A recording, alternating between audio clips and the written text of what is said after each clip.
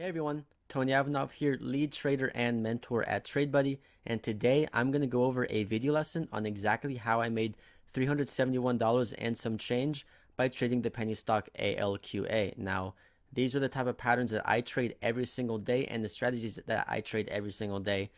So it's very repeatable. It just takes some discipline and some patience to wait for the right setups. So this video is going to be a bit quicker than the ones we've had in the past few days just because there's not as much to cover. It's pretty simple: buying, support, selling, resistance.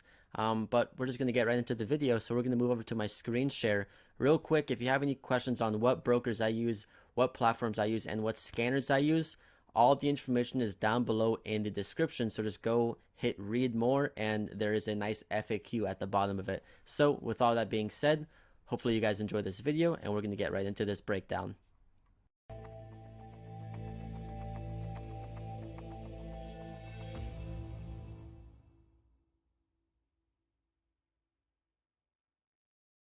Alrighty, so here is my ALQA trades. You can see I did not trade ALQA at all in the morning. I avoided trading this morning spike, even though it went up $1 per share. I didn't want to trade it. I'll go into that in just a second. But you can see I bought 1,000 shares at this 293 support, and then I had another 1,000 shares after this one at 295, just in case it did dip down again, because I really liked how that support held. And once we hit 325, we had this really weird flash crash. Just a bunch of selling happened. Not really too sure why, but you can speculate that lots of shorts hit it, and then it was just kind of like a fake prop bidding that ran it up. But anyways, once it dipped down, it hit a low of 288, and I got filled my 295 shares. So that was pretty awesome because I just doubled my position. And then on the quick bounce up, I took some profits off the table just to reduce the risk a bit since it did reject VWAP. I sold some at 309. I waited until this regained strength because it did hold higher lows from the previous dips. Took more profits at 312, and then eventually I took even more profits, all my profits, once it rejected breaking over 325 a second time. So here is the profit for the day: $371.90 using 2,000 shares. So this is the main stock I'm going to talk about today. I did have a video lesson on ALQA yesterday where I traded this morning spike, and I made just over $1,500. So if you didn't watch that video yet, I recommend you pause this one and go check out that one, because I break down everything about ALQA, why it ran, what kind of float it has, and all that nice stuff. So one thing I also talk about in that video is this important 284 line, and that's what we're going to be playing off of today. So ALQA, like I said, had this nice morning spike, and it was just a pretty basic reversal morning spike because it was the number one stock traded today. I didn't trade that one at all. I was waiting until the midday reversal. So if we look at the line chart, you can see that on this morning spike, we had pretty obvious levels of support at this 284 level. So you can see here it dipped off at 285, ran up to 314, 315s, dipped back down and hit 287. So there's pretty obvious levels of support in this 284 range.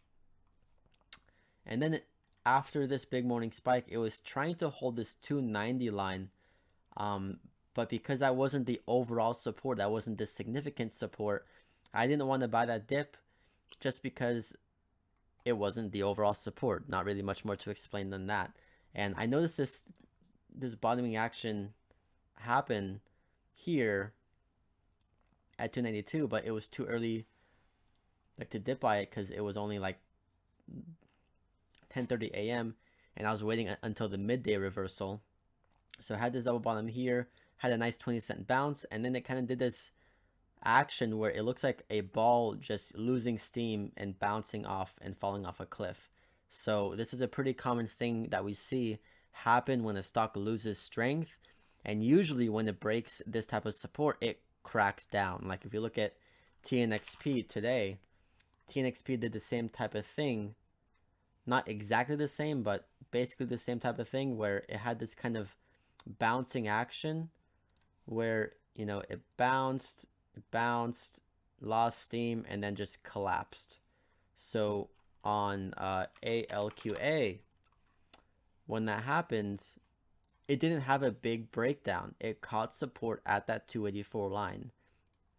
And essentially what this is called is an area of accumulation. This is a bit more of an advanced term. We talk about this quite often in the chat room.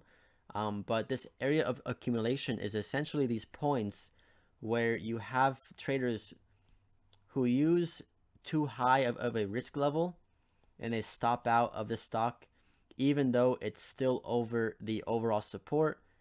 It holds that support and then they buy back in to spike it back up. So that's what I was looking for. Now, if I was a perfect trader and I was very confident in ALQA, then I would have had my orders at 284, but I didn't this time. I'm not a perfect trader. I will never say I'm a perfect trader, but I do what makes me money most of the time. So once I understood that, okay, this is an area of accumulation, we saw the overall support hold at 284, and then we saw these higher lows form. So once I saw these higher lows forming, I was trying to get filled on the bid at like 288 and 289s, but I just wasn't getting filled. It just didn't have enough volume to get me into the trade. So eventually I had to raise my price onto the ask and fill at 292. Keep in mind that I believe during this time I had spreads of like 6 cents a share, so it was hard to get filled on the bid. So overall my average was like 292.3 right against this line, and then we had this nice bounce up. So once I saw that it had strength, I threw out another 1,000 share order at 295 just in case it did dip back down because I wanted to add in a bit more size. So initially my plan was to aim for this line, like 335s, this line right here. This was my original profit target. But then once we hit 325, we had this really weird stuff action where it just completely slammed down. Just a bunch of shares were sold immediately. Someone just did a huge market sell and just took out all the bids. You can see this volume on this candle was 136,000 when the one just before it was only 44,000, and after it was only 40,000. So obviously someone just wanted to get out really badly and it just destroyed the price. But thankfully I still had that order at 295 just waiting there, and I got filled on that one. So I had a very nice fill, and then like I said, took some profits at 309. And then once I saw this kind of big candle, I changed my thesis a bit, and my new area to sell was just around that 325 area, because once I saw that big sell-off, I kind of figured, okay, now with that obvious resistance there, people are going to be selling there, people are going to be shorting there, and it's likely not going to break out. So I stayed patient. I waited, almost 2 hours and just waited like until that retested this 325 area, and then I was selling in this range. But of course, because it was hard to fill, I had to fill on the bid sometimes, and that caused me to get not so great of sells. But the main thing is that as long as you have a good entry, the trade is very risk-free and stress-free. I mean, of course not risk-free, because there's always a risk in trading. You never know 100% what's going to happen next.